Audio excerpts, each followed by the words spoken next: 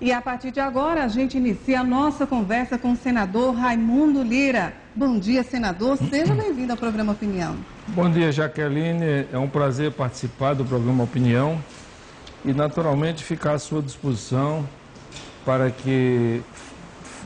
fazer os esclarecimentos, responder os seus questionamentos e que você acha que são importantes aos seus telespectadores. Pois não, senador. Então vamos começar falando sobre trabalho. Qual é uma avaliação rápida que o senhor pode fazer desse seu primeiro ano de mandato no Senado? O importante em Brasília, e especialmente no Senado Federal, Jaqueline, é você dedicar uma carga horária de trabalho muito grande. Atualmente eu trabalho em média 50 horas por semana.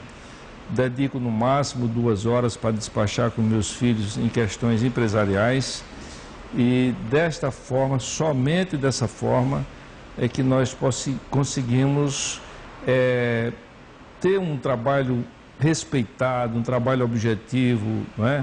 Em benefício da Paraíba e do nosso país.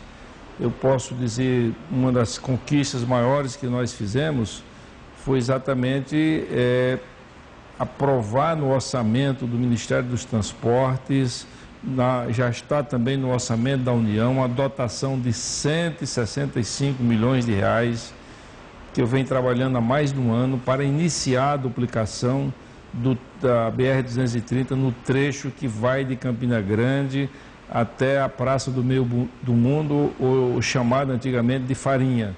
Esse é o trecho de 33 quilômetros mais crítico da BR-230, porque os veículos, ao saírem de Campina Grande, eles vão em direção do Sertão, em direção do Curumataú, em direção do Cariri, em direção de Pernambuco. Então o fluxo de caminhões, de ônibus e de automóveis é muito grande.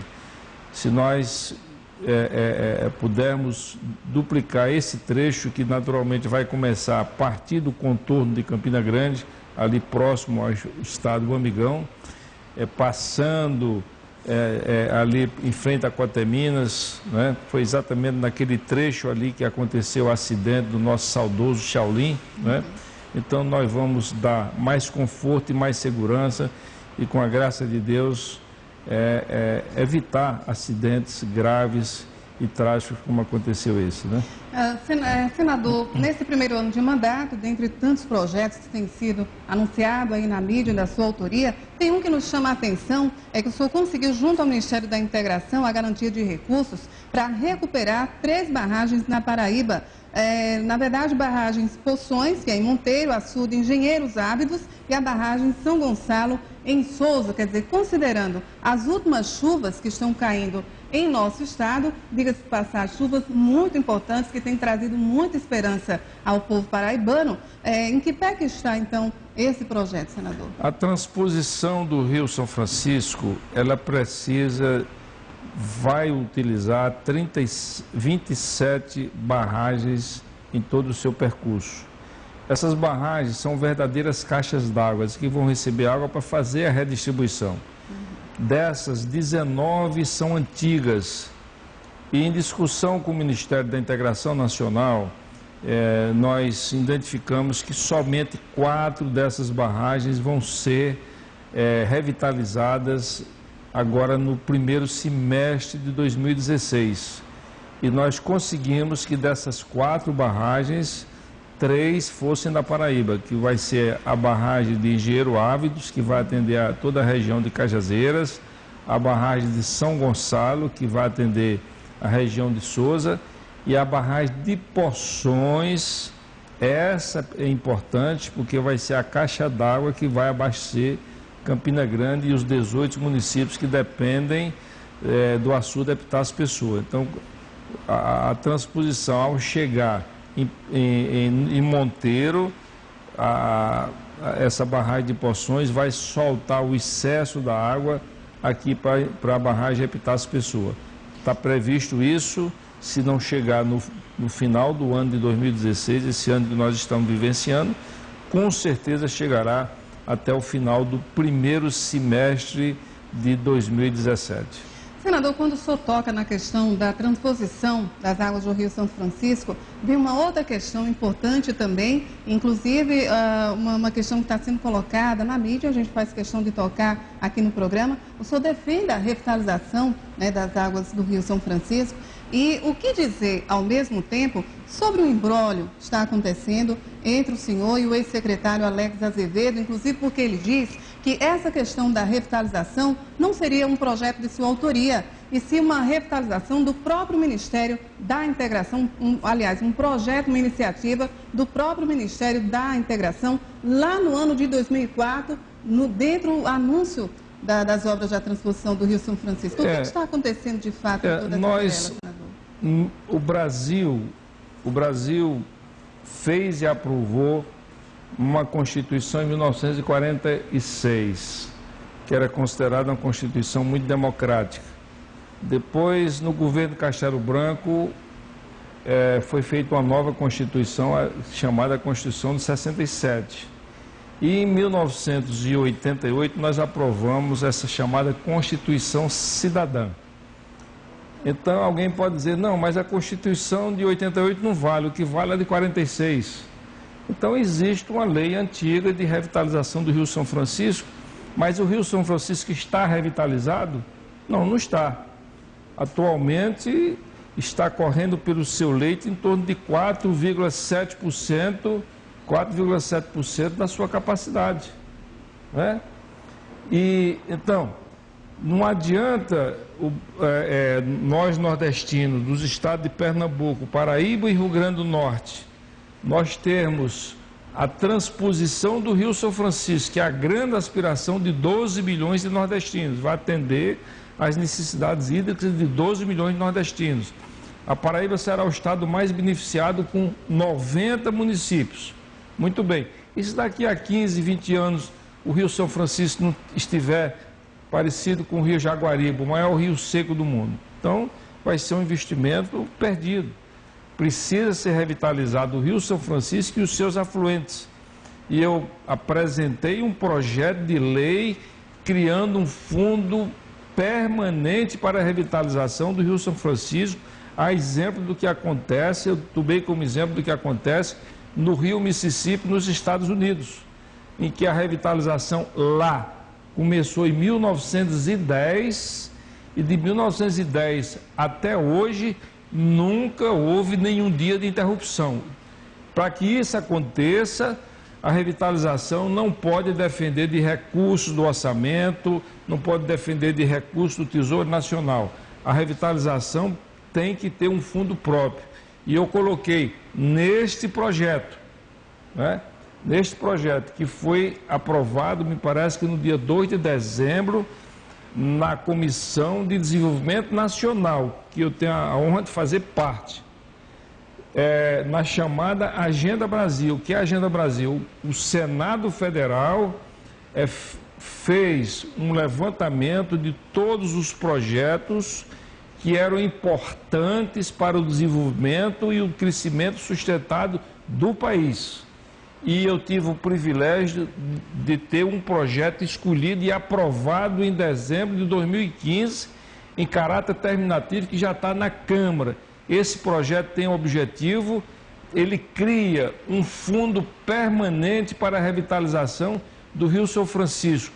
As empresas que usam a água do Rio São Francisco para gerar energia, como a Chesf e a Três Marias, elas vão ser obrigadas a depositar 3% do seu faturamento bruto desse fundo, que será administrado pela Codevasp, e aí sim o Rio São Francisco terá recursos deste fundo permanentemente, sem depender do orçamento da União, para a sua revitalização e revitalização dos seus afluentes. Se alguém falou que já tinha um projeto, claro que já tinha um projeto, só que o projeto não tinha a força, a garantia e a permanência que esse projeto do senador Raimundo Lira, com muita honra, foi aprovado, foi escolhido pela Agenda Brasil e já foi encaminhado para a Câmara dos Deputados. Bom, senador, nós vamos ficar com essa sua primeira resposta, mas daqui a pouquinho o senhor fala sobre esse imbróglio envolvendo o senhor e o ex-secretário Alex Azevedo. Você não sai daí, daqui a pouquinho a gente continua a nossa entrevista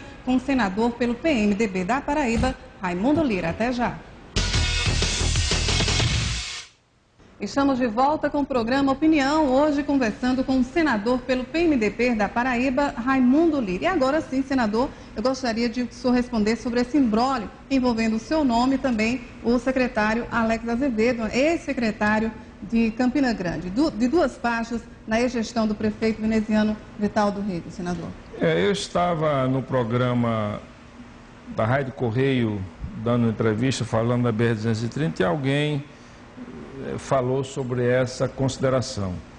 O ex-senador Mariz desejava a duplicação da BR-230, o senador Ney Suassuna desejava a duplicação da BR-230, o senador Vital do Rego, meu amigo, o pessoal trabalhou nela, inclusive fez uma parte do contorno rodoviário de Campina Grande, a duplicação e mais os acessos, não é? Agora, fui eu que me articulei para ser relator do orçamento do Ministério dos Transportes, que é o mais importante orçamento da União, é o mais importante, né? Coloquei 165 milhões de reais para que a obra começasse, 165 milhões de reais. Eu tive um trabalho enorme durante um ano para conseguir isso, é uma luta grande, porque o Brasil todo quer. É a maior dotação orçamentária no Ministério dos Transportes para uma obra nova, né? E ontem liguei diretamente do programa para o ministro dos Transportes, Antônio Carlos, e ele confirmou ao vivo que já foi esse áudio já foi distribuído para toda a imprensa da Paraíba, dizendo, foi o senador Raimundo Lira que apresentou, que aprovou essa dotação, que era o relator do Ministério dos Transportes. Esta obra vai ser licitada até o mês de abril e, ao ser indagado, disse que essa obra levaria 14 meses para ser concluída, até porque é a única obra nova que tem a dotação completa no orçamento do Ministério dos Transportes, no orçamento da União, e sancionada pela presidente Dilma. Então, senador, é prego batido e ponta virada, essa duplicação na BR-230 de Campina Grande a Cajazeiras vai sim sair do papel? Vai sair os primeiros 33 quilômetros, que são os mais importantes, os mais críticos da BR-230. O meu desejo é levar essa duplicação até Cajazeiras. Agora, eu tenho dito sempre que uma obra grande, para terminar, ela precisa começar. Não sei se eu vou ter o prazer de arranjar recursos e ver a conclusão até Cajazeiras, mas que ela vai começar, vai começar. Pois não, senador, agora falando na visita do presidente, do vice-presidente da República e presidente nacional do PMDB, Michel Temer, amanhã à Paraíba, onde junto com o presidente estadual da legenda, José Maranhão, estará lançando as candidaturas do PMDB em todo o estado. Inclusive, na oportunidade, deve referendar a pré-candidatura do deputado federal Manuel Júnior, do PMDB, a prefeito da capital, nas eleições deste ano. Importante essa visita, então, do Michel Temer amanhã à Paraíba, senador? É muito importante, porque algumas pessoas falam, mas o PMDB está dividido, mas todo partido grande é assim, todo partido grande é composto de tendências, de linhas de pensamentos distintas, de ideologias distintas. Você vê o Partido Republicano nos Estados Unidos tem 6 ou 7 candidatos, o Partido Democrata dos Estados Unidos tem 4 ou 5 candidatos disputando a preferência, e isso só acontece em partido grande. Quando o partido é o partido de João, de Antônio, de Manuel, não. O Antônio manda, o João manda, o Manuel manda, então não tem divisão. O PMDB é um partido democrático que respeita todas as opiniões divergentes. Agora, na hora de tomar a decisão, toma em função do que decide a maioria. Como o senhor vê o fato, por exemplo, do deputado estadual do PMDB, Tróculos Júnior, que defende que a aliança seja mantida já no primeiro turno das eleições da capital? Qual é a análise, inclusive, que o senhor faz do PMDB, não só na capital, como aqui em Campina Grande? A respeito de João Pessoa, existe alguns companheiros nossos que defendem que a coligação com o PSB do governador Ricardo Coutinho seja feita no primeiro turno. Foi decidido pela maioria da executiva do PMDB estadual, presidido pelo meu querido amigo senador José Maranhão, e prevalece o que foi decidido pela maioria. Aí no segundo turno, com certeza, nós estaremos juntos com o PSB.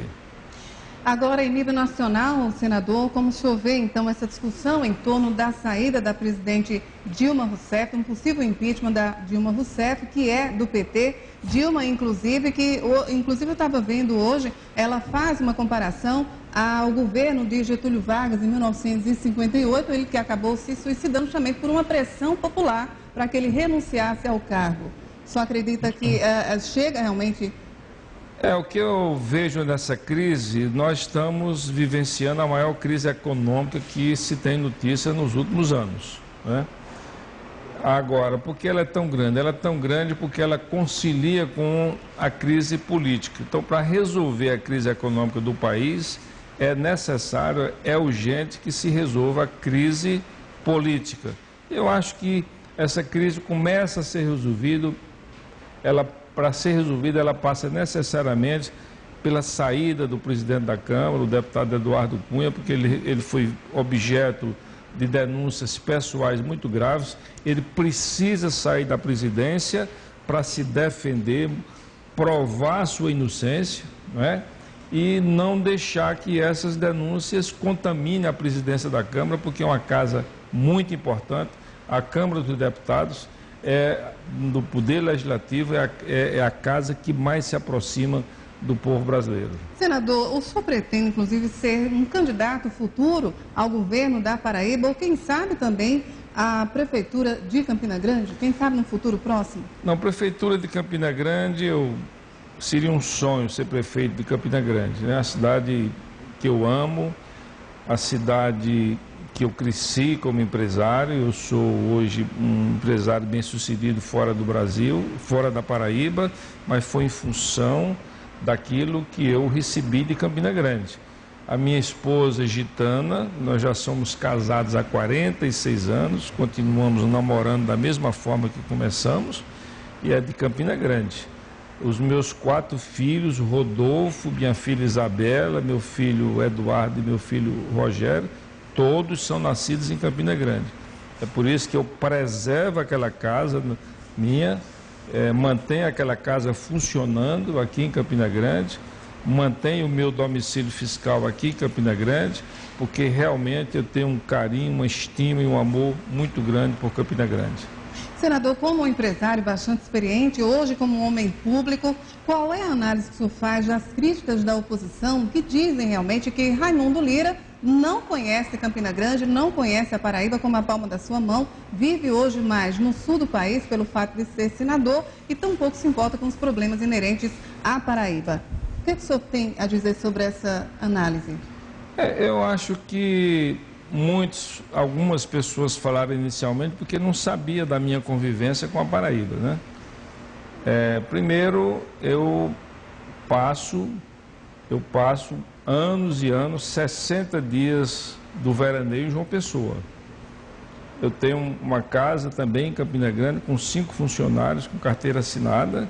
Venho aqui todos os festejos de São João, sempre vim aqui a trato de assuntos empresariais. Agora, uma coisa é você ter um mandato público, outra coisa é você ser uma pessoa privada. Eu não poderia chegar aqui em Campina Grande, ligar para alguns radialistas ou profissionais da imprensa política e dizer, olha, eu estou aqui.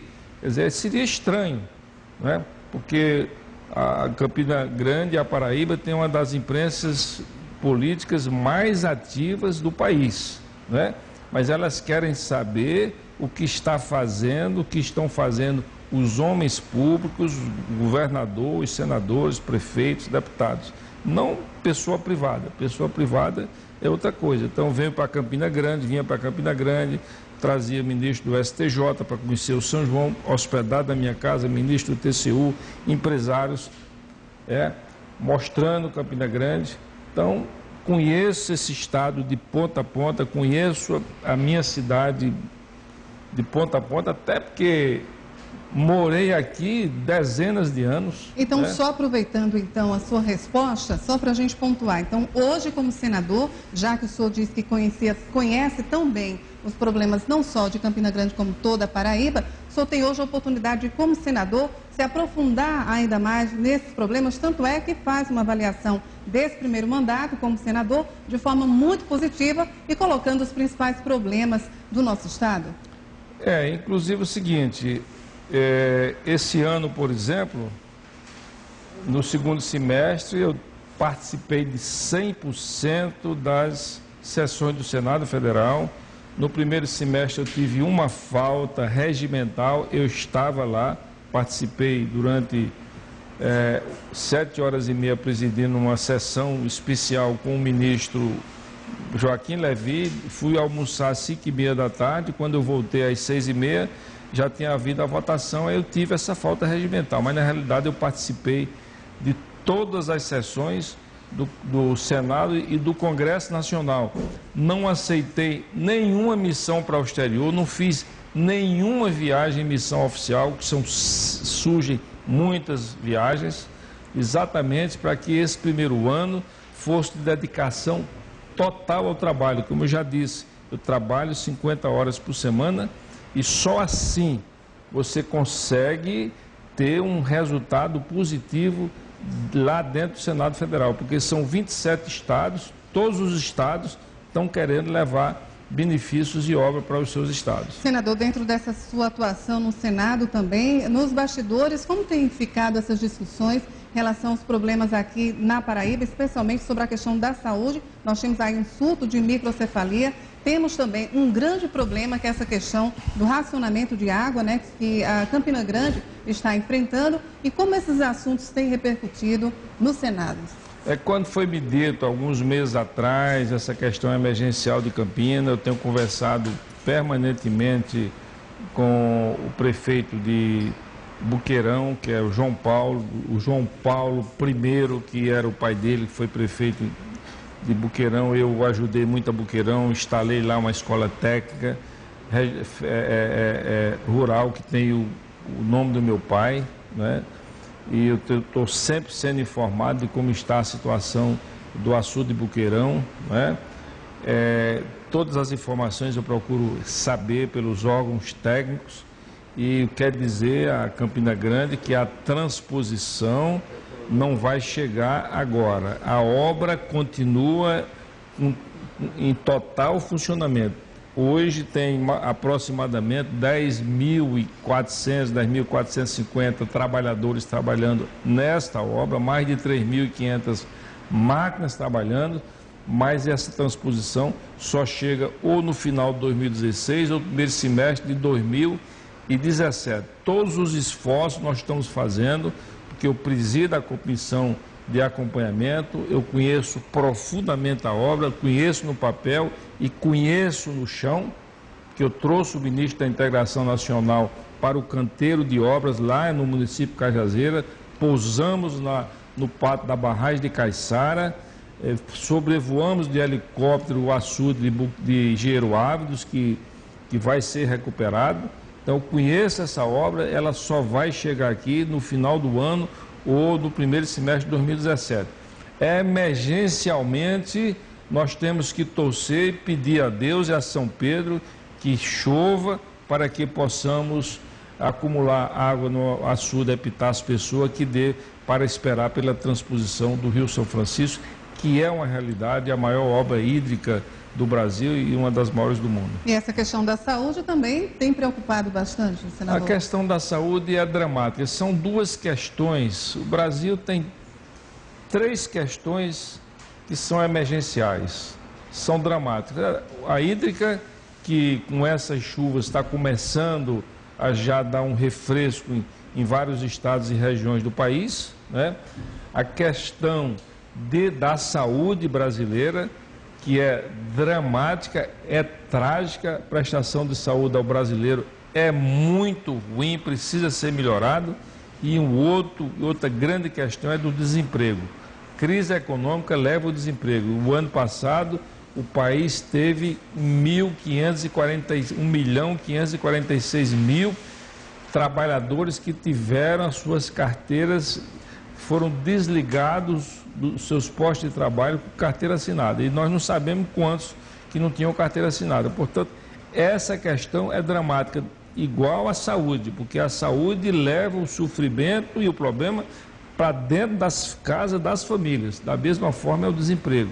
O desemprego é um problema dramático. O Brasil precisa, e eu tenho fé, que amenizada essa crise política, a partir do segundo semestre de 2017, o país possa começar a retomada de crescimento e retomar também as contratações dos nossos trabalhadores que estão desempregados. Pois não, senador, chegamos ao final do programa. Eu gostaria de agradecer a sua presença aqui no programa Opinião e agradecer também pelos esclarecimentos. Muito obrigada. Muito obrigado, foi um prazer participar aqui, Jaqueline, do programa Opinião. Estarei sempre à disposição para dar as informações e os esclarecimentos que você entenda serem importantes aos seus telespectadores. Muito obrigado a todos, campinenses e paraibanos. Pois não, senador, a você de casa, muito obrigada pela audiência de sempre. Fique agora com Roxano Sena e o Super Esportes. Programa Opinião volta amanhã às 11h30, aqui na TV Borborema, a TV que tem a cara de Campina, emissora do sistema Opinião de Comunicação. Boa tarde para você, até amanhã.